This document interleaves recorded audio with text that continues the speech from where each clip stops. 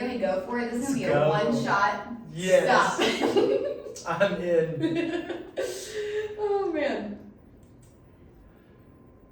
All right, so welcome back to the pod. I feel so official. I can say that this is the pod because it's now the second official podcast I've done. Outstanding. Yes, but I am Dr. Libby Schwartz of Movement Mantra Physical Therapy, and this is the Human Health Collective. So today, Adam is with us. I'm super excited for you to be here. This is going to be such a cool conversation. I love that you're already laughing because I just know it. I was saying this to Jason from the previous episode, but also with you, and I was just saying it before we started recording, is when we sat down, we talked for, I don't know, it was an hour and a half. I think I had to go to a meeting or something, and we could have kept talking for hours afterwards. So Absolutely. yeah, I'm excited that we get to continue the conversation. Well, this is generous and it's beautiful, and congratulations on developing the podcast. It's a treat to be here with you. You are just radiating. I'm just feeding off that. It's a great generative feedback. You have such a great smile too. Well, for the people on YouTube or the people on the podcast, you have to see Adam's smile. So it's great. Just a reflection. Just a reflection. I love it. Well, because I have the context, but these people, so lovely podcast listeners, might not. Tell everybody a little bit about who you are and what you do. Wonderful question. Who I am. What Such is it? a broad question. Isn't it? That's right. I've been practicing as an addiction coach for the past year. Before that, I've been immersed in education for my entire life. The last 13 years, worked all the way from kindergarten, all the way through middle and high. Ended up the last four years teaching locally in Chattanooga, psychology and English. And it was a treat, and there was just this calling to develop professionally as a coach. And so my particular story in my own healing path and my own recovery made addiction coaching incredibly relevant. And I'm so effective and skillful at it. And it is this generative space where healing becomes a mutual experience. And so helping guide, helping be a facilitator, a navigator for individuals on their healing path, overcoming forms of cycles of harm, forms of addiction has just been, I'm amazing at this and I love it. Yeah. And well, you can just tell your face totally lights up. And of course, I think for every person, in what they do, but having a personal journey that you can then speak to and speak from with the coaching that you're doing is so helpful to show other people, hey, I've been here, I've been through these struggles, I've walked, not maybe the exact path that you've walked, but I've walked through these doors before, right? And to be able to show people that and speak from your own experiences, I think is so important, especially in any type of coaching, but especially in this healing space. And so if you feel open to giving a little bit of your story, I'd love to hear it. Yeah, I'd be happy to. It was how many master's degrees can you have? That's the ongoing joke of the self-deprecating humor. Because I was in San Francisco when I was working on, I had finished a master's degree in philosophy and religion and psychology, and so very interested in the transformative process. And I moved into working in a PhD in anthropology, working on issues about how race and gender and class mediate the world in which we live and our struggles for visibility and for access and for the social movements, for healing on a social level. And it was interesting because I was collapsing internally. I was working on this PhD and deeply struggling spiritually, deeply struggling using marijuana as a medicine, but then and alcohol to some extent, and all the drugs that go along with the whole countercultural experience that one might have in San Francisco. So, and it just became, my cup runneth over, and I think psychically or personally, I couldn't figure out how to give back effectively. And I became sick. And so, and it was this, it was a profound synchronistic moment in my life. Both my program that I was working on a PhD was being, the professors were being shuffled around. There was a great deal of contention around that institutional, firing and hiring of new professors, and I internally, so the very thing that was anchoring me to this whole path of sort of my PhD and this sort of advocacy work was dissolving. And it's like internally I was dissolving. Yeah. So it was not only was I dissolving internally because I couldn't stop, I stopped smoking weed and medicating myself, and I didn't really have resources to know what the healing journey would even look like. But then also externally, that my anchor for being in San Francisco was dissolving. I ended up going into 12-step world. Okay, yeah. And multiple people were like, so have you thought about going into like getting help? Yeah. And of course I'm like, I'm good, are you kidding? I'm brilliant, working on a PhD. And, it's like, meanwhile, it's like, but you can't pay your rent, buddy. Like you gotta, I was living at 420. So that was my address. So there was another little synchronicity. I'm into synchronicities right now because I just did a workshop on Carl Jung and his concept of synchronicity. We're gonna have to dive into that. It can get a little woo-woo, for sure. It can get a little woo-woo, but it's just another lens to see our experiences through. Yeah. And so I was living at 420 was my address, so the symbolic relationship to weed was there in my address. Yeah. And it was so fascinating, Libby, because when I left, I started dabbling into the 12-step world. Mm-hmm. I ended up being conferred a second master's degree because the school was like, we're so sorry, your professors on your dissertation are being let go, and so if you want to continue, you're welcome to, and I was so burnt out with school, and I was like, I will just take the second master's degree. Yeah. And my healing journey began. There was this type of understanding when I left 420, when I left the address. By the way, I was also dating a woman whose birthday was 420. So it was just this so weird. Crazy. That's right. Yeah. Carl Jung would be like, yes, those are synchronicities. The universe was trying to direct you into give you the signal signs like, it's time to, pay attention to this. That's exactly right. So that's where my healing journey began, and that was 14 plus years ago, and I went to China and taught English for a little while. Oh, cool. Where in China were you? Guilin. So it's in the Guangxi province in southern China. Okay. Beautiful. Oh my gosh. I haven't been to China, but everywhere's on my bucket list, but I would love to go. Well, so many of the films that sort of capture the mystical East have these images of the Li River, which is these massive spires that rise out of the river, out of the land, and they just seemingly, just like, how does this, just these massive mountains that look like peaks just emerge? Yeah. And so it looks very mystical, and that's so cool. Yeah, and so that's where I was along the Li River in Guilin, and I taught English for a little while, and then came back to Chattanooga, where I'm from. Okay. And started I went and taught over at the girls' school here, which is really, really amazing, and then went over to a school called Ivy Academy and taught for years there, which was such a gift. That's awesome. And so then you've you've had this journey of like getting all of these degrees essentially, right? Like gathering everything, and then traveling and experiencing that, and then were you going through like 12-step in all of that, and like how were you? Great question. Yeah, like where kind of was that journey, and then coming back to Chattanooga, because then I'm curious as how that led to you like finding coaching as well. Great question. So the entire time I've been anchored in and what I understand is a spiritual path, anchored in this 12-step process. Yeah. It's interesting that I learned later that the 12 steps were sort of an iteration by Bill W. of the Gospels. And so it migrated from England.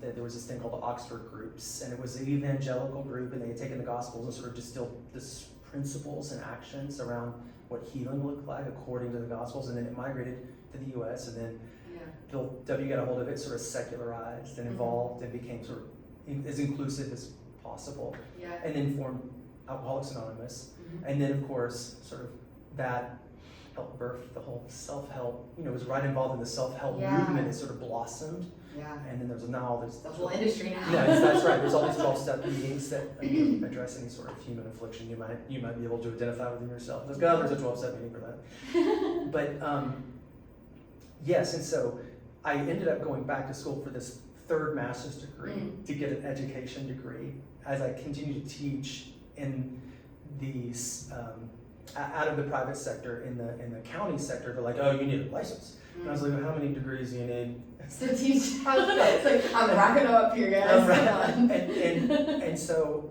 I went back to school and got the education degree.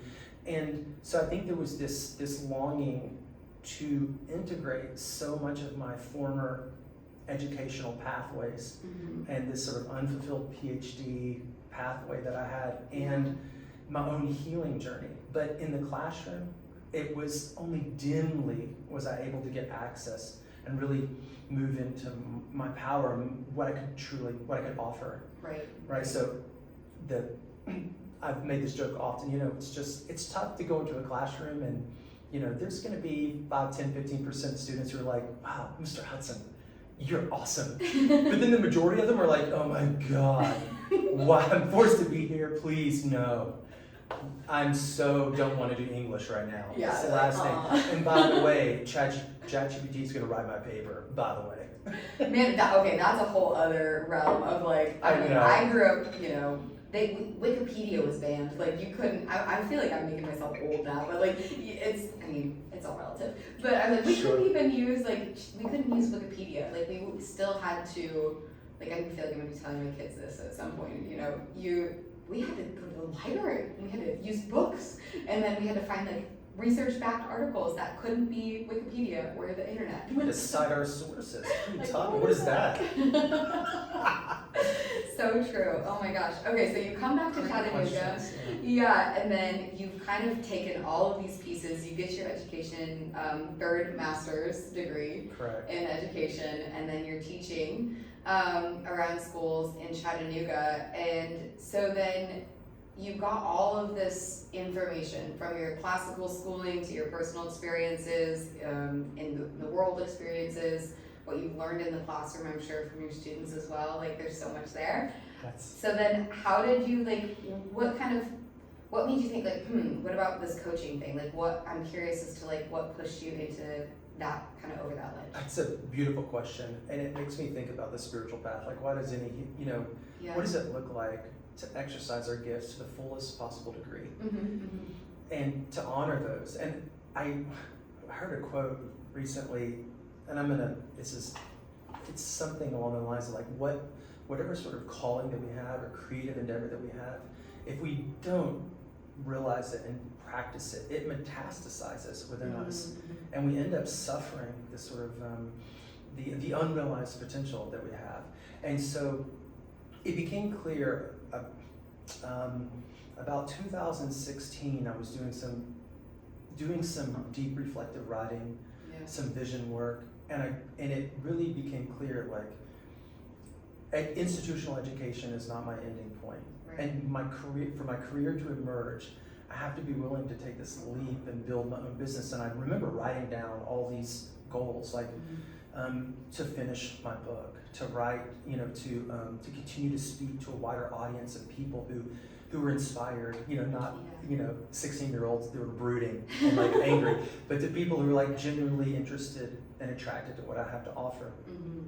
And it just crystallized in this vision, and I think there was this lag between the formulation of that vision and the honoring of that's it.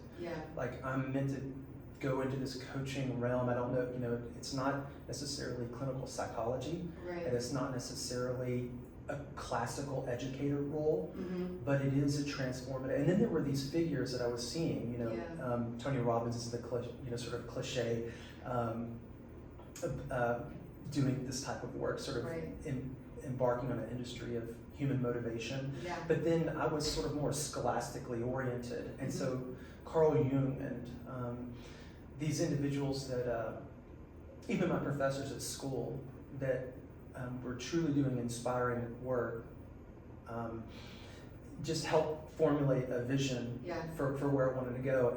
But there was this lag, and I was like multiple years. I was in school teaching, knowing, like on the precipice of this jump. And last year, talking about synchronicities, it was like I met my wife 3 years ago, and last year it was I ended my career as an educator, embarked on my new business, got married, and that's right. And my student loans ended up being forgiven, which was this other sort of miracle of like bureaucratic. Like, did that just work? What? Did the U.S. government just like educational like Fed loan just get forgiven? It was one of these immense graces. So it was a multiple like levers turned in my life, and it was just like, God, if I could be so free to use that to conjure that sort of historical. There's a lot of baggage when you use the word God.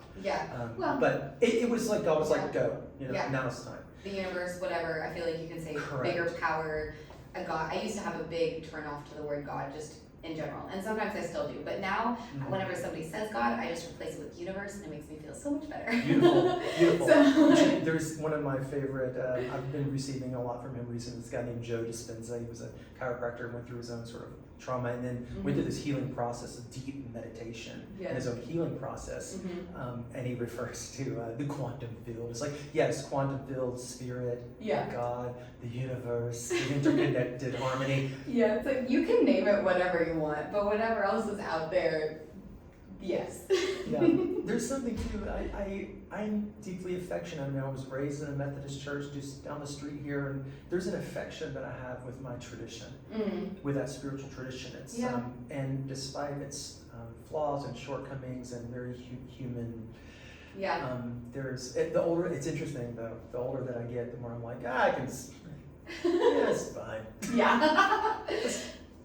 It'll all work out. I mean, it's funny because I was like, side tangent or just wherever this goes, but I was having a meeting earlier this morning, and I was talking with Kate. I don't know if you've met Kate Cabell, but she's in the spiritual realm. She does a ton of like spiritual healing work and things, but it's all like very non-denominational. Right. And I was telling Kate and Jason that I have this just like, I used to, even for the word spiritual, used to have like a very big turnoff because I was raised atheist, and but with what was frustrating to me, better morals than most people around me in the South. Sure. And I was constantly frustrated by the fact that, and I got bullied in school and like different things for not believing in God or quote unquote God, whatever this, and traditional you're like a formidable presence too. You're radiant. It's like you hold so much of a spiritual radiance. I appreciate that. Or enthusiastic radiance. If you, sometimes the words can get a little bit like, what do you mean by that? Well, and that's, I think that's where I kind of got like muddled in the terminology that was being used around a lot of these things. But now I do think that I have a better like grasp and understanding is like, what does spirituality mean to me? And for me, it's like thinking about the connectedness. It's thinking about that human connection, the vibes, if you want to say, people who have good vibes, good spirit about them, like that spirit that people radiate, and their energy really is like when we just sat down and started, like your smile is gonna help me give me good energy, and vice versa. And I think that is really that spiritual experience, is that energy exchange. So Absolutely. It's a profound thing thinking about synchronicity and sharing that with others. It's such an uncommon, one of my mentors recently was like, she said, it's our responsibility to cultivate the uncommon space for vulnerability. And I was like, that sounds spiritual. That's beautiful. That's like, yes, that's right. And so often, I was just been thinking about synchronicity and how there are these luminous occasions where I encounter the world in a mysterious way that seems to be directly speaking to what's inside. Internally, either I'm wrestling with a question or I'm having an experience of of awe, Yeah. and then my external environment is mirroring that back to me. But that's what we are with each other. Right. Yeah. Yeah. So often when it's present, you can just, it's sort of it's a gift Yeah. to sort of be a part of it, bear witness, participate in it, and I think that's so cool. And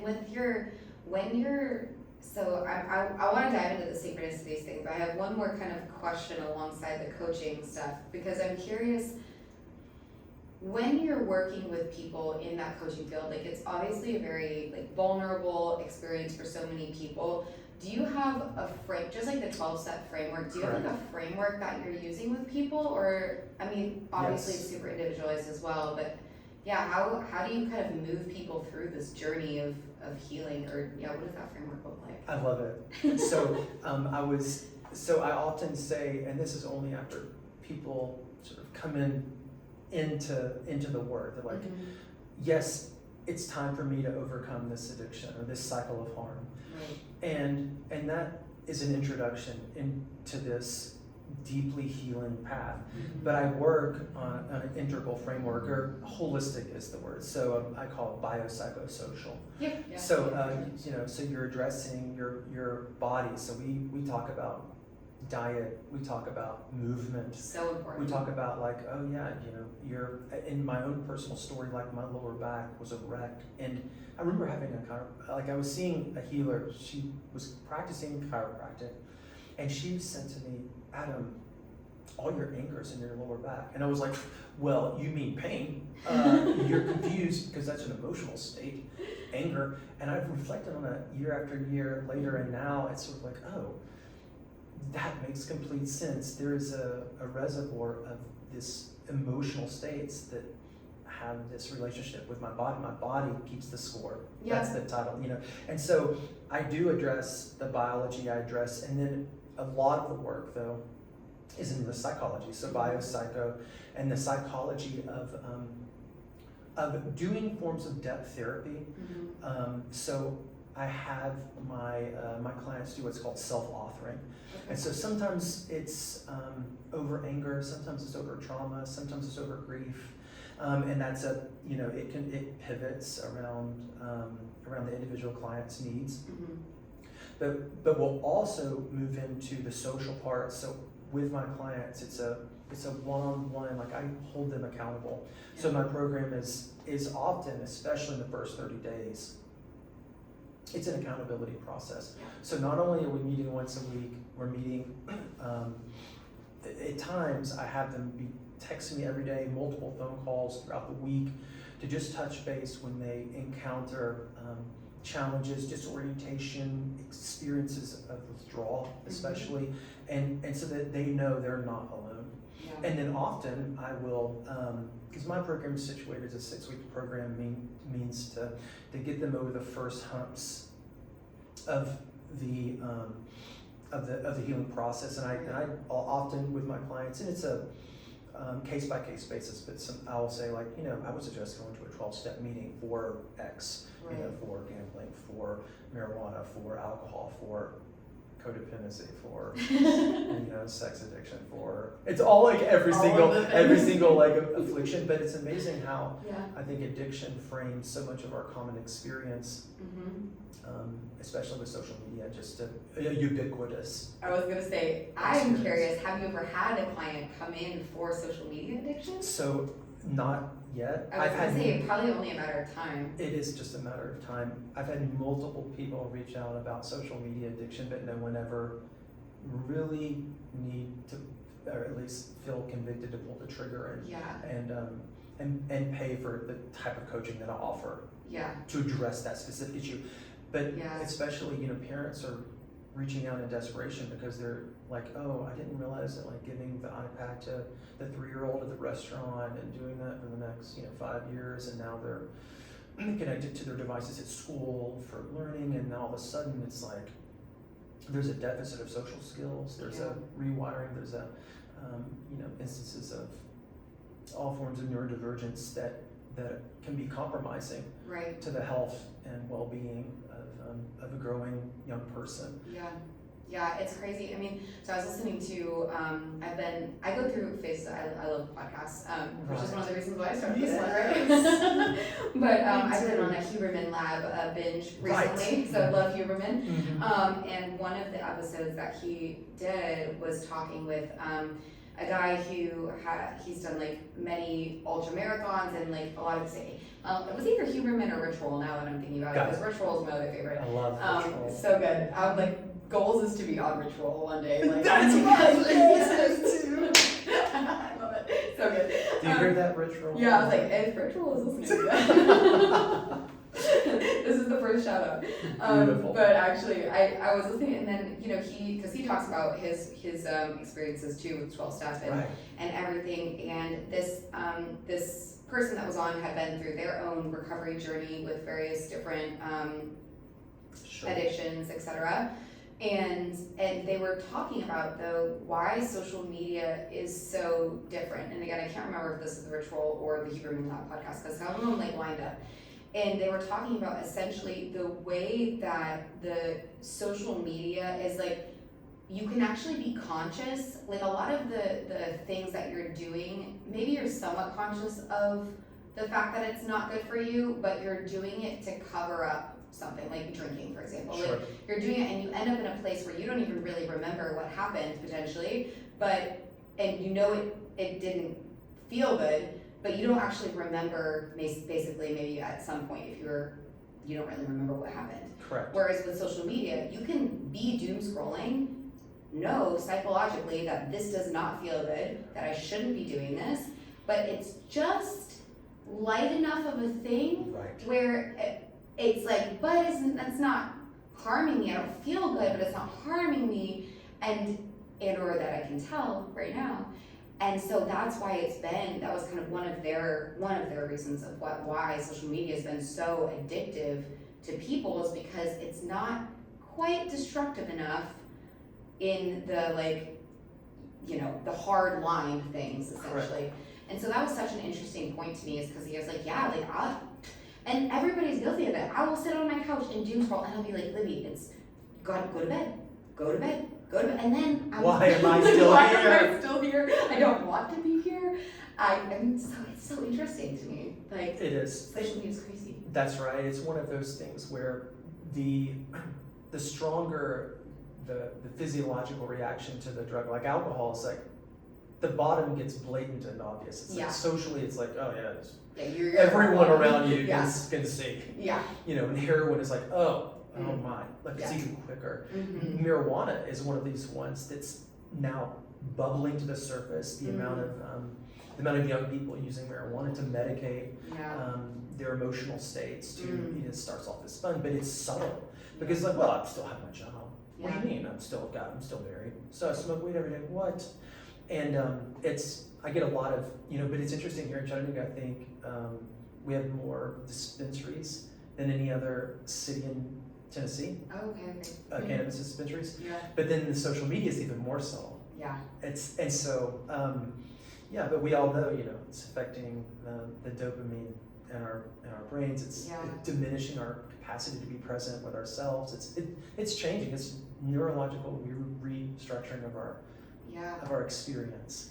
It's really crazy. It's such a crazy experience. Like social media, growing up in this age, and then just thinking about where everything will go then in the course of the next 40 or 50 years is mind-blowing. There's so now percolating into the sort of app world, or apps that are trying to capture, or this social media is seductive. I like that word. Oh, definitely. It's like a seductive, and all of a sudden you're sort of disoriented, and like, oh my gosh, another breakdancing video? That was amazing. That's what happens. Yeah. Breakdancing comes out. Like, I'm watching salsa videos.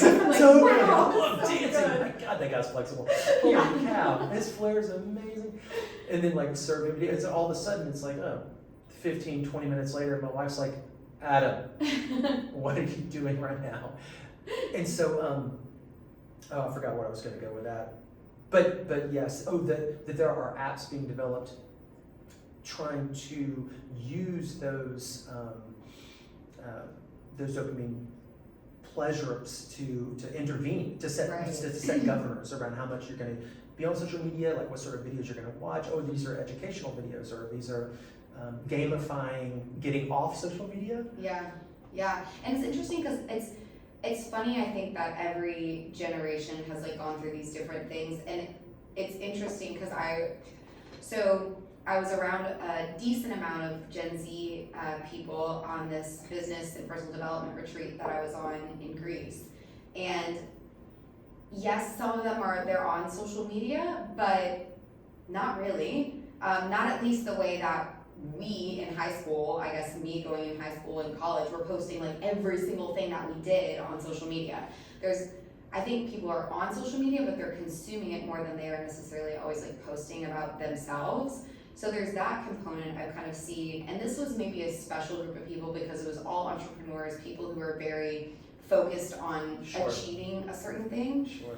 but also drinking. Like I mean myself and another woman, Flo, we were like, so we're splitting the bottle of wine again tonight. It's like I drank like maybe a glass or two of wine every other night or a couple times on the trip, but a lot of people just were like straight not drinking, and I had the most fun that I've ever had. And I mean, we all did. We were saying this, like, I don't think I've laughed that hard or that long in years, and I just, my face was hurting from smiling so much. It was good. The best. It was absolutely the best, and but it was such a cool experience to be in that and realize.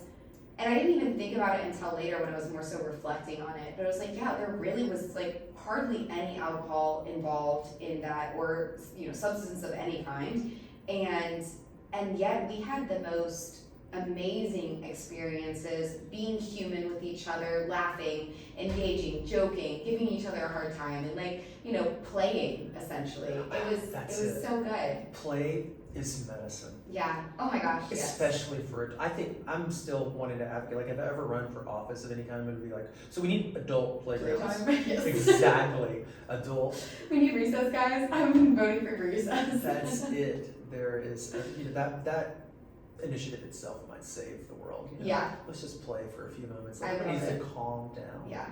Instead of the Obama hope, you just have play behind you. It's just a big word that says play. That's right. Well, because that's also fulfilling, all these indexes of happiness. It's like, physical activity, connection with others, presence. Yep. And it was never about the substance per se for me. It was never about alcohol is bad or weed. Oh my gosh. Yeah. Demon flower. It wasn't.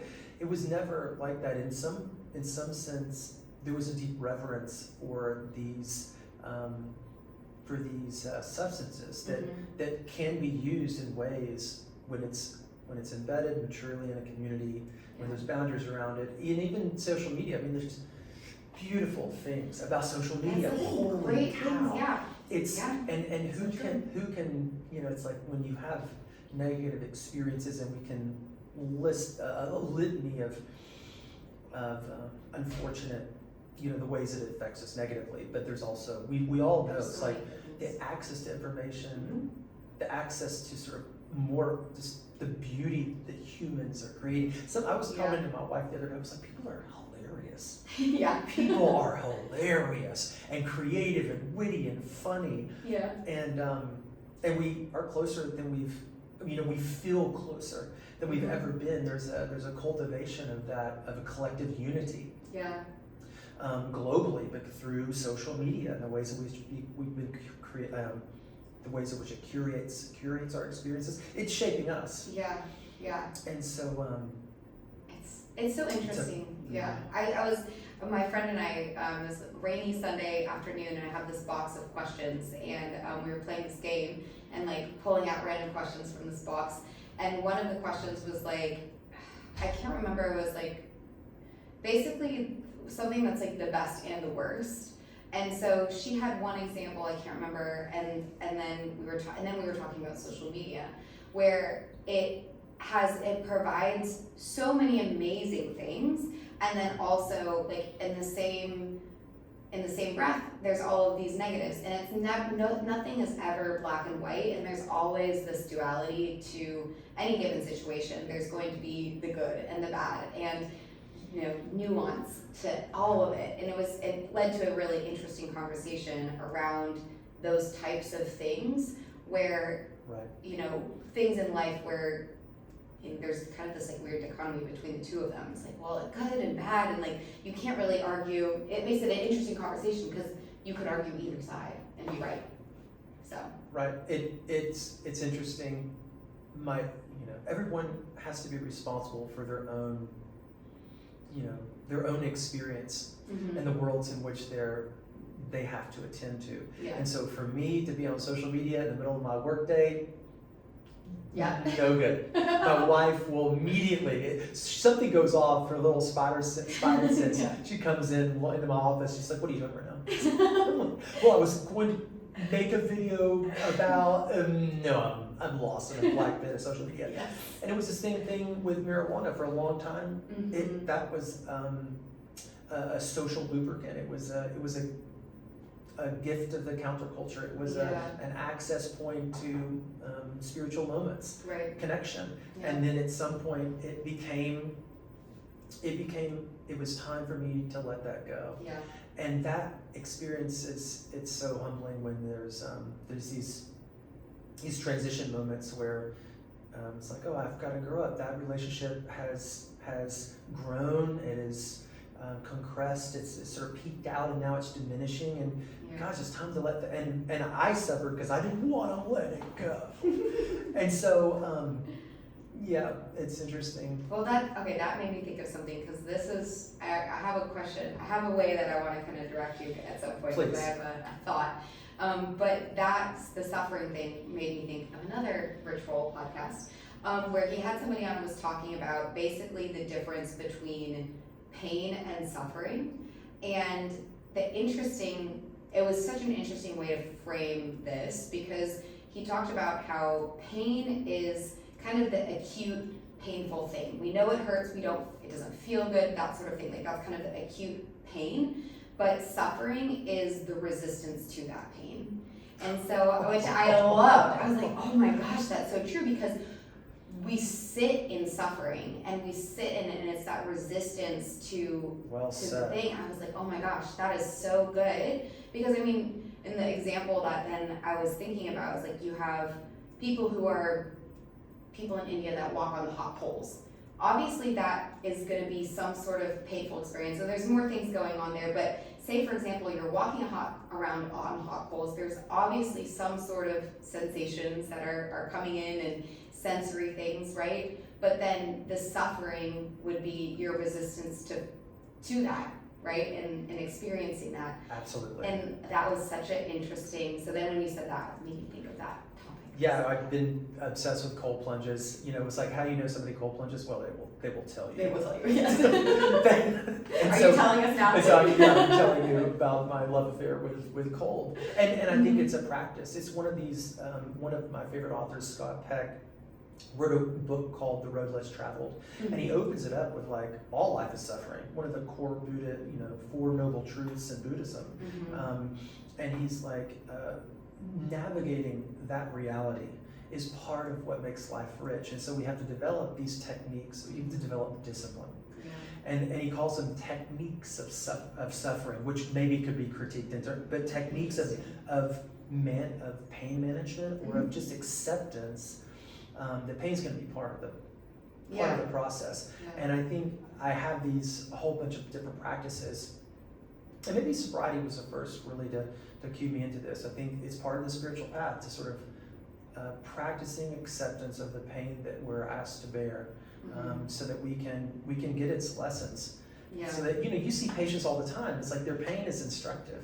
Right. And you're this healer, magician, therapist. The work that you do, you're happy. I imagine you're seeing that all the time. And clients' resistance to that. 100%. I mean, there's resistance to, and I see it also in people's resistance to doing things that are uncomfortable just in general. So, for example, strength training is not necessarily a comfortable thing to do. And I'll use this because it's a very tangible experience.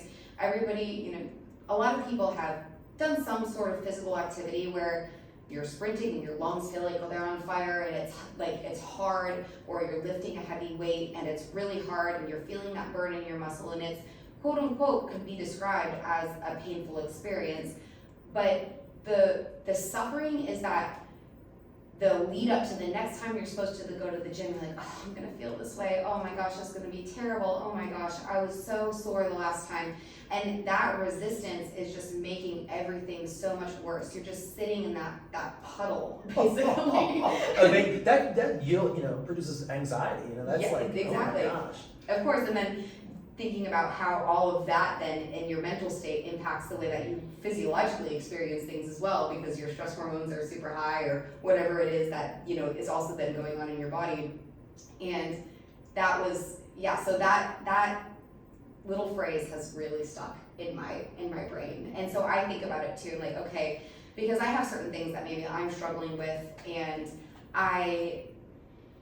it's not like acute pain, like it's not a sharp pain, but maybe it's financial instability or certain things like that. And then my resistance to feeling the insecurity around that, or feeling the quote unquote painful experience of what that feels like, is my suffering and my anxiety and everything else that goes alongside it. It's like, okay, well, how can I be okay with where I'm at and also not suffer so much, basically? Yes. Yeah.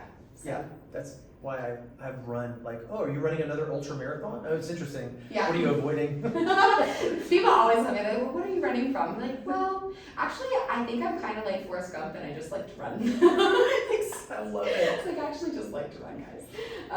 But yeah, I wanted to ask you, because you were on our men's health that was panel, such and a wonderful evening. It was so good. I got so much positive feedback from that panel. So Beautiful. many people were just saying how much they were grateful for that conversation, and I was really excited to be a part of it and grateful Me for the too. way that it went. So I'm curious to kind of hear your feedback about your experience being on that panel and some of the topics that were brought up, just thinking about this area, because you do work with like a lot of men as well. That's one of the reasons you were on there, and men's mental health in the state of today. Lovely question. The health chats as a presence in the world is what we need. Just that. And I'm just so impressed with, I'm like, well, how did Libby do? You represent for the community these creative moments of connection and expression and healing that we just need more of.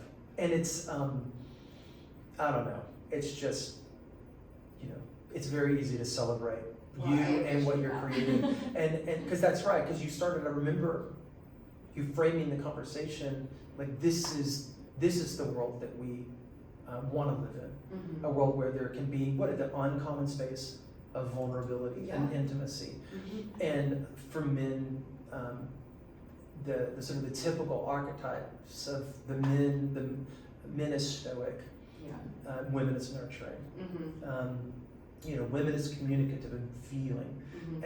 and men is action oriented and disciplined or something like that. It's right. and we're breaking down these roles and these sort of the dogma of the way we're supposed to perform gender. Yeah. And I know that in my own journey in the 12-step world has this circle back to that. It's been such a generous space where I've been able to practice vulnerability, Right. intimacy, Mm-hmm. disclosing the internal worlds despite my shame and despite my fear of, and I had to learn that as a skill. And I think that's that evening presented an opportunity to open a curtain as to what that looks like, to create that sacred space. I think it was sacred. I don't use that word lightly. Well, yeah. But because it was really something. And the other thing that came away, and I was just talking with a couple of other men. I did this workshop on synchronicity and the spiritual path, and it was just men that showed up, and we were talking about how we were able to access some vulnerable spaces, which was really generous. I love that. And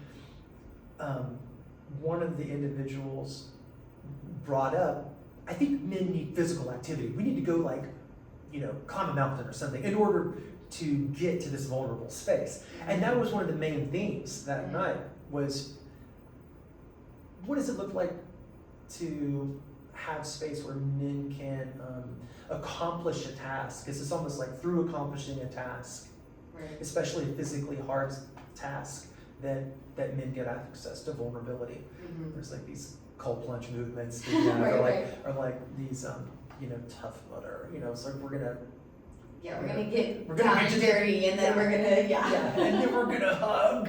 yeah, yeah, bro. Exactly. I love it. And so I think in a lot of ways men are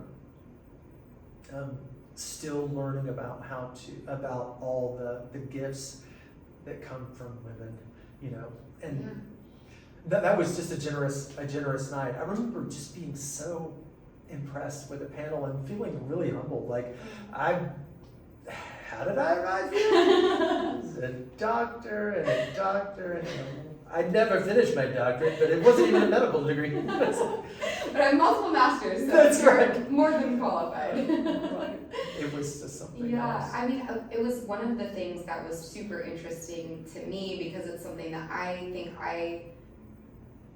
think about a lot is masculine versus feminine energies. Right. And that was kind of a big topic of conversation that night because when I think about energies, a lot of times I feel that I am actually more in a masculine energy most of my day. Mhm. And whether it's in the coaching role or actually really a lot of the people that I do coach are mostly men in certain of the companies that I go train, Right. Do personal training for, whatever. And so I feel like I'm in that energy a lot of the time. And so one of the interesting parts of the conversation, how the conversation went, was masculine and feminine energies. And then for me, what I would kind of took away too is like, well, yeah, I'm in this masculine energy a lot of the day, or what I feel like I define as masculine energy. And actually, if I were to have a partner, I would want to be able to fall more into like the quote unquote feminine energy, just in general. Right.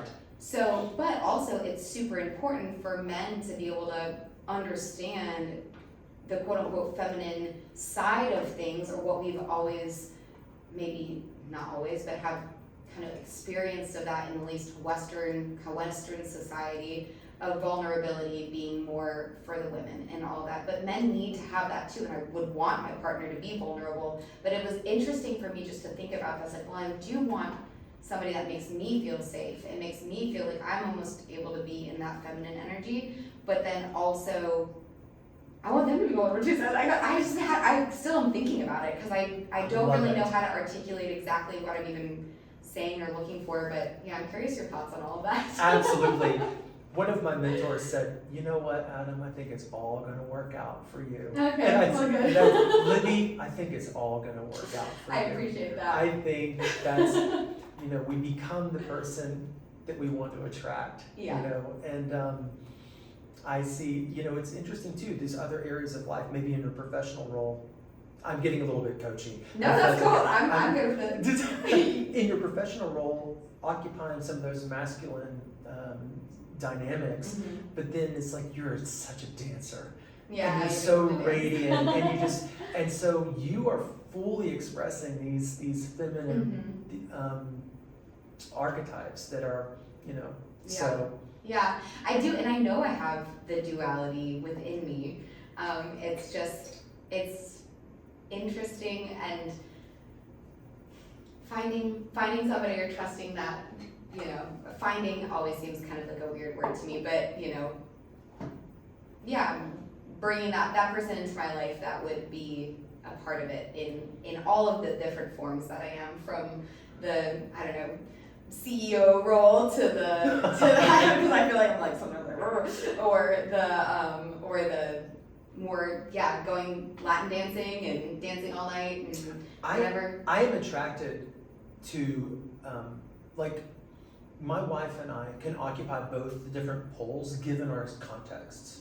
And so she is also a powerful personality, and is also can occupy the feminine dimension, and so we can navigate between these poles, and I think that's that type of skillfulness is attractive to me. Yeah. I think that's key in a relationship though too. Is like absolutely. When you're in a relationship with somebody, is understanding when you need to hold space for somebody to be vulnerable versus when somebody is like, you know, and willing to take charge or wants to take charge, and then kind of that give and take between both, and it's a dance basically between the two, because we aren't just one thing or the other, and so that's really, really true, I think, and for that to be a part of a really good relationship, 100%. Absolutely. One thing that's sort of emerging into my thought space is this whole trajectory that I had of dating, the whole getting on the dating apps, getting on using the dating apps and being like, I'm just in a black hole of the dating apps. This is not where I want to be either. Yeah. And then meeting some amazing individuals on the dating apps, and then getting to a point of surrender, and then the whole journey was something else. But it did correlate to the type of work that I was doing, and sort of the depth therapeutic work that I was doing around my mother, and around forgiveness, and around, you know, I always tell my clients that I'm working with, and I think this holds true for any therapist worth their salt. It's going to go back to mom and dad at some point. Yeah. It's like, oh, you're so resentful of your father. That might be affecting your present, you know, like how you show up in the world. Let's review that. And I think there are times in life where we do these. It's our responsibility to do this deep therapeutic work if we're ever going to sort of emerge and attract what we really want. I think that was partly it, because I waxed and waned between I've got to pursue the one, I need to go out and conquer. Yeah. Sort of masculine, like I'm gonna date, I'm gonna just ask this random person out on the street, like, let's go. It's time to go. Got this. Yeah, totally. And I think that energy also, I needed to sort of work with that and play with that energy and occupy that role. And then there was these other instances where it's like, nope, I'm gonna completely surrender. I'm just going to allow what comes to me. I'm going to be like, you know, more passive, and acceptance, but you know, it took the oscillation of both of those and my own healing work, and I had to be immensely patient. And I remember having so many conversations in prayer and meditation around, like, you know, and I would write down, you know, exactly what I was looking for. I just the emergence of my like attracting my equal, organizing myself internally to sort of be available for that presence of the other. Yeah, was it took a lot longer than I wanted to do, really, in my own personal life. Well, but it happened, you know, and I kept loving people around me kept saying, you know, like, you're a beautiful human being. Continue the work, exercise trust, just continue to, you know, you're on the path. And so I have to remind myself that too. In building my business right now. That's huge. Speaking of, I mean, that's, you know, No, I mean, so the word trust, I mean, that word popped into my head the other day. I was literally like home from a run or something, and my friend Manon and I were talking in this retreat in Greece that I was in, and I've known her. This is a funny story, and I'm sure I will end up telling the story 1,000 times, but I met her poolside in Vietnam. These you're just throwing out these one-liners like you were in Greece, so amazing. Can I go to Greece? Yeah. Oh, you should 100% go. It's the most amazing retreats ever. Sure. Shout out to Libby and Adam. They're awesome. So yes, and my friend Manon, I met poolside in Vietnam. We met for a day, less than a day, right? Like I knew her for a couple hours. We talked about yoga and travel, and she was spending her kind of off season in traveling around Southeast Asia, and I was in my gap year, and we had made plans for the next day, but basically it didn't work out because I got incredibly sick that night. I was in the bathroom. It was awful. One of the worst times. I had 2 really bad food poisoning experiences. I had really bad food poisoning. And so she thought that I skipped out on her, all these things. Anyway, she had to leave that next day. I was still super sick. I came home during that rest that I was backpacking through Southeast Asia for 3.5 months, and I came home, Awesome. and it was, best year of my life. And then I bought a one-way ticket to Portugal. I was traveling through Europe for another 3.5 months backpacking before I went to PT school, and I wanted to go to Greece. I knew that she was running a team on Zakynthos, Greece, for a Dutch tour company, and I reached out to her on Instagram. So here's one of the things, like, staying connected, right? I reached out to her on Instagram and said, hey, if I buy a plane ticket to Zakynthos, like, could I come stay with you? I literally know this girl for like 6 hours, right? And she said, yeah. So I fly to Zakynthos, ended up spending like a week with her. And then from there, I was traveling and met up with her in the Netherlands, in Belgium, and then she opened up her business like the same month that I did, and she was holding her first retreat like right before I was quote unquote opening up my doors.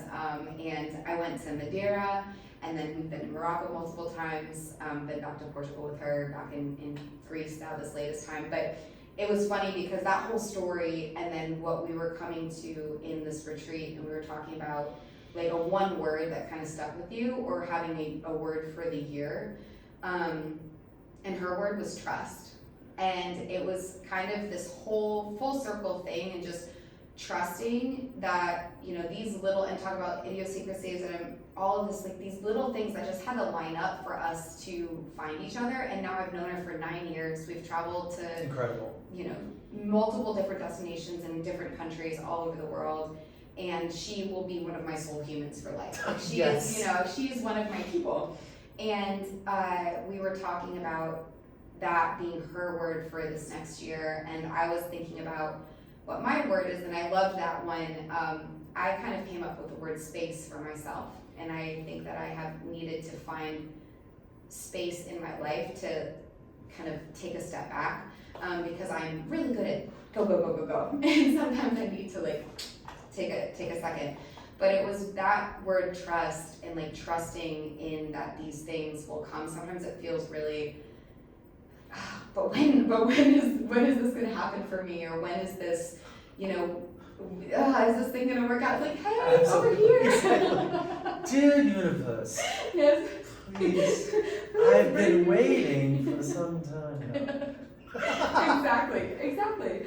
And so when Gosh, you were telling me that just made me think of that story, because it was trusting that she was the right person in my life at the right time, and that we've met each other over the course of the years, and then trusting that, you know, things might not be super shiny, but trusting that, putting in the work. And it's not just like blindly trusting, like I'm gonna lay down on the floor and just trust that the universe will put something in my lap, but like taking the actions, doing the things like you were doing, putting in the work to work on yourself and create the life that was good for you. And I think that is so important, because when you're then that best version of yourself, that allows you to show up for somebody else as well. So anyway, yeah. I'm clapping.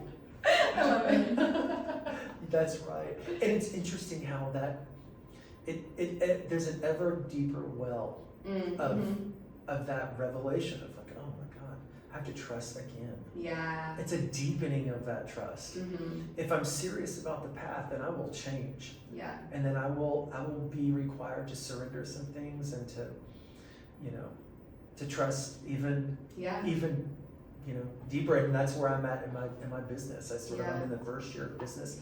Everyone was like, oh yeah, it's the hardest year. I was like, I think I'm gonna crush it. I'm gonna crush it. And here I am a year in, I'm like, wow, it's really hard. There's so much more to this business I thing. did not know how disorienting this was gonna be. Yeah. I've got 100 tasks. Every one of them is important. Prioritizing them is like, dear business coach, can you sort this for me? Yeah. It's like, Claude. exactly. That's you know, the whole other, you know, the agent allies. Yeah. Hopefully that are not going to just consume my life. Yeah. But it's but it is that's what I'm able to give, you know, to the really special relationships. Yeah. Is this our practice with trust, and our practice with this, you know, our capacities Right. to Yeah. give. 100% capacity is a big one too. I feel like with so many things, I talk about that a lot in the PT realm, but capacity just in general for the bandwidth that you have for certain tasks, whether it be physical capacity, your mental capacity, your emotional capacity. Like there's so many things that are in that capacity bucket, and they all feed in and or take away from each other. So, you know, if your emotional capacity is like you've filled up that bucket, like you're not gonna have as much water to pour into the physical capacity bucket, because you've already given that water over here and had to spend that. And I think that's where all of the connection between the different layers of health, and like you're saying, the like biopsychosocial model, and a lot of practitioners will be familiar with that, I think, or should be, but knowing that all of these different components come together to influence the way that somebody is moving through the world or through problems or whatever it is that they're dealing with. Yeah. That's right. I'm just thinking about your word for the year. I was just thinking about. What was your word? Yeah. Oh, my word for the year? Yeah, your word. Commitment is coming up. Yeah. You know, I keep coming back to this, you know, don't quit. Don't stop. The gifts that I have to give are worthy to be given. There's a part of me, there's this, one of the 12-step programs that I love is called Adult Children of Alcoholics and Dysfunctional Families. Okay. And they do a lot of inner child work. Now, inner child work is a very therapeutic, common modality. Yeah. To do inner child work, to sort of reparent the vulnerable child within.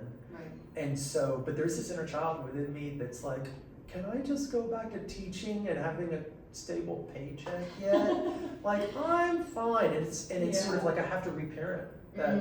And like, I love you. We're good. Yeah. We're gonna take another day. Yeah. You know, just for today, we're gonna continue the path. We're gonna trust, and we're gonna commit to this path. I'm responsible for giving the gifts that I have. And I was just thinking about space and the ways that we distribute the waters that we have to give. And I was like, maybe I should say this after the podcast. I don't know. I'm going to say it right now. Yeah, just go for it. This is a free area. This is a good area. Well said. I will just, there's one other thing I was just thinking about, and this might apply to someone out there listening or personally in some way, but I remember working my A off during this period of my life. I was working on a master's degree in education. I was teaching full-time subjects, psychology and English that I'd never taught before, so I was like investing a lot of my time becoming proficient in that professionally there. And then I was coaching soccer. I was coaching up on Signal Mountain here locally in Chattanooga, Tennessee, and coaching 2 teams. And so it was like 15, 20 hours a week coaching. It was like 50 hours a week plus educating, grading papers on the, all of that. And then it was like trying to sustain the things that were valuable to me, like, I definitely want to run. I was running ultras. I was spending a lot of time out in the woods. And that was also like, I was with the other guys, some man therapy was happening out there. And I remember finally, sort of speaking of space, I remember finally asking myself, my God, even if I wanted to date, I don't have any room. I don't have any room to date. There's no space. I've created no space for that. And I remember coming to a really hard decision about letting soccer go, which I would always say, my gosh, you know what I'm amazing at? Coaching soccer. I'm freaking so good. And I was like, yeah, I'm a good teacher. I might be a great teacher some days. Some days I'm a great teacher. But coaching soccer, I'm excellent. Yeah. Oh my gosh, and that was my first discovery of what it felt like to run my own business, of the agency and empowerment of like all these players wanting to be there, wanting what I had. Yeah. And it was like this revelation for me. And now, like, my own business coming to a full fruition of like I only am interested in people that want to work with me. Otherwise, it doesn't even work. Yeah, of course, there has to be. Yeah. So all that, and I just remember putting soccer away and stopping coaching, and there was this grief process that went along with creating space. Yeah. And so that you can not that might not apply at all, or it might. Well, it gives me something to think about. I think because I have been thinking about one thing that I walked away from this retreat in Greece that I was just on, and for context just in general, this retreat was a week-long retreat in Greece.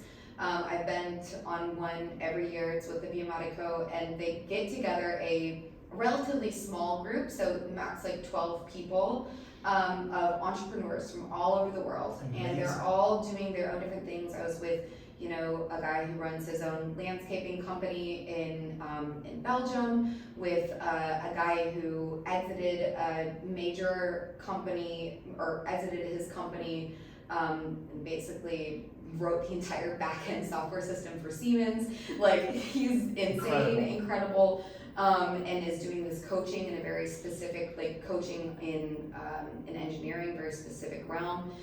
There were people who were running retreats and tour agencies, and a nutritionist dietitian coach from Poland. Like, so people from all over the world, and coming together to do these mastermind sessions to really create the space for us to think about and work on our business and give space for that. And in a lot of those conversations, there were a couple things that kept popping up for me, and it's stuff that I have heard from the Hermosis, from all of these different business things. I love the Hermosis. Yeah, they're great. Can I be on your podcast? Right. Can't wait. I'm honestly not really super intimidated. I can't wait to meet that guy. Yeah. It's gonna be great. It's gonna be so good. But like one of the things was like acting like a CEO. I was like, okay, a CEO would not be doing their own bookkeeping and accounting, and also their marketing, and also their sales strategy, and also their actual job of doing the work of being a PT and a coach and running the events. And like all of these tasks that I am doing, a CEO in running a multi-million-dollar, billion-dollar company, whatever it is, they're not running those companies. They have people in place that are experts in their own field to be doing that. And so, I mean, I can't obviously delegate all of those tasks all at once, but that was the mindset. I was like, to be able to make more money in my business and be more proficient in the areas of business that I actually really thrive, the educating components, the community building, the things that I really love to do, I need a bookkeeper and an accountant. Right. And I need somebody to help me with certain, well, I actually had like an hour and a half conversation with Libby yesterday. I'll give you her number. Outstanding. She was great. We talked forever. She was perfect. And so, you know, and then the social media stuff. And I got a new strategy that's let me be a lot more better, made me a lot better at social media in the last couple of weeks from this Greece retreat. But basically it was taking the pressure off of social media, which was super helpful for me. But I can't wait to hear that. I'll kind of give a little bit of a dive on that. But basically, if I need to do content that's super edit heavy, this podcast I'm gonna put on the internet, and at some point, yes, I would love to have somebody edit it and stuff, but I'm not gonna be the person that's gonna be the pro podcast editor, right? Absolutely. That's ultimately a task that I'm gonna delegate, because that's not my job. And so that is the mindset. I've heard that over and over again, and I've came back with like, yes, actually, I need to implement that now. Like, I'm at a place where I need to think like a CEO in a way that I can actually delegate the tasks that I need to be delegating, so that I can have the space to then do the things in my business that, one, I actually excel at, and two, are going to move it forward. So that's kind of where I landed at the end of that retreat. And so, outstanding. Yeah, it was really, really helpful for me, and that was one of the key takeaways, and why I think that word space kind of came to me for this year. And you know, it feels like I should have a word at the beginning of the year, but it didn't come to me until after this moment, and actually having the space to think about it in that particular way, and then coming home, figuring out a way to actually implement that. And it doesn't happen immediately, and I think that's the difficult part of being your own boss in your own business. Totally, that's what I was gonna say. You know, it's like there's a lag between the emergence of an idea and digesting it really, and then practicing it. And effective is like years to do all of that. Sure. I mean, it could be. Sure, and that's why we have each other, like, to help along the way. And yeah, it's life's journey. There's just so many so many ups and downs and layers, and I don't know, it's interesting. I love it. I love conversations with people. I love this kind of thing. I'm super grateful that you're able to come. I'm curious if you have any kind of final thoughts as we start to wrap up of anything that you want to touch on. I've listened to a lot of Ezra Klein, Okay. the New York Times opinion, Yeah. and a lot of it's political. Then he'll have people on there. I don't know. It's amazing. It's great. I really appreciate the way he thinks, the way the podcast is produced. At the end of the podcast, Yeah. every single time he's like, "Okay, always my question. What 3 books would you recommend?" Okay. And so that's how I'll end. Okay. With 3 books. Let me think about them. Oh no. Wait, do you have your 3 books? I Yeah, have so- to think about it. Well, yeah, I was gonna say, so The Road Less Traveled by Okay. Scott Peck. I've been suggesting all of my clients read this book. Found out that it was widely circulated in AA, in the 12-step realm. That's where it sort of reached popularity and then became a bestseller. Yeah. In it, he's a clear thinker. He stands in line with I can say a lot about it, in the Frankfurt School of psychoanalytic, theory, and then and it's just beautiful. He talks about everything from gives case studies from his clients to understanding religion to healthy ways to think about discipline and things like delaying gratification. It's just a beautiful read. And then Viktor Frankl's Man's Search for Meaning. That book, we spoke a little bit about pain and suffering, Yeah. and he talks a lot about that. He's a Jewish psychotherapist and ends up in the camps in World War II. Yes, I have heard of this I listen to a lot of Esther Perel, and I don't know if you've heard her podcast. Oh, you got it. I can't. So good. Okay, Esther I'm- Perel. Can I recommend a podcast? instead Yes, of a book? you Okay, can. a podcast it is. Esther Perel. She talks about him a lot though, so that's Yeah. I gotta read that book. Yeah. That's right. And then the last book I'll recommend is sort of it's sort of in the line of the psychology. It's The Art of Loving by this guy named Eric Fromm. Okay. Interestingly enough, Scott Peck, who wrote The Road Less Traveled, he was a student of Eric Fromm. I was like, so Eric Fromm, The Art of Loving. It's a little antiquated, the text, because he uses sort of masculine language to describe, it's like, but it's philosophical or psychologically mature, Yeah. and really, really, it's a beautiful book. Okay, I'm gonna have to look. Well, I'm not the best at physically reading things all the time, so more audio has been my go-to. So what was listen to them on tape. I'm open absolutely to on the check. So Where Should We Begin by Esther Perel. That's a great title. It's so good. So she is a renowned psychotherapist, relationship psychotherapist, but she works with people not just from romantic relationships, but brother, sisters, parent, child, work dynamics, friendships. I have never listened to a podcast every single episode, and I've listened to every single one of her episodes. And Incredible. That's a glowing recommendation. It's so good. The title might say something about, cheating and whatever, and it might not have anything to do with something that I feel or with anybody might feel has something to do with something they resonate with, but there will 1000% be golden nuggets in every single podcast that you can take away. And I think that for me, actually, listening to her listen to people through that therapeutic lens has helped me better listen to people. Absolutely. I would imagine improve your own practice as a physical Yes, therapist. 100%. Just learning how, and also Incredible. with my friendships too, listening to people and being able to and hear their stories and understand a little bit more about the human psychology and dynamics of relationships. And she does talk a lot about how your upbringing and how all of that impacts the way that you're then moving through the world now, and how that manifests itself in different people in different ways. Right. It's Great. you're gonna I can't gonna wait. love it. I can't wait till you come back and then we can dissect our episodes. Good. It's gonna be so good. So that's one thing that came to me.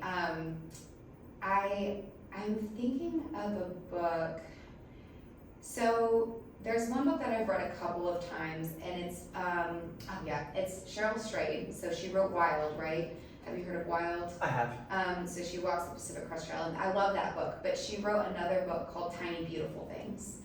And I've read it multiple times at different times in my life. It's actually, I'm like, it's probably time for me to read that book again. But it's almost like a Dear Abby. She used to be like a Dear Abby writer in a I think it was an online journal or in a journal. And people would write into her with these letters of different things they're dealing with, and she was an advice columnist essentially. Right. And these were particular letters that didn't necessarily make it into the journal because they are intense in many ways and different things, but she gives the letter and then her response. And she kind of tells her story through the responses in the way that she's not necessarily always giving advice, but giving context to what these people are dealing with and their troubles that they're writing in with. And so that, it's kind of a series of almost like short stories with each of these letters and responses. And that is a really good one. And so that's one of my favorite books. I always think about that one. And then I'm trying to think of books that just have been really impactful on me. I've read a lot of self-help books that are on happiness and different things, and I think that I could name any one of them, and or like habit books, which have all helped me in numerous ways. But I tend to listen to a lot of podcasts, and there's one that I've been listening to more often. Mark Manson, who wrote The Subtle Art of Not Giving a Fuck. Yes. Yeah, he wrote, or he's changed his podcast into something called Solved. He's like rebranded it over the course of the last year.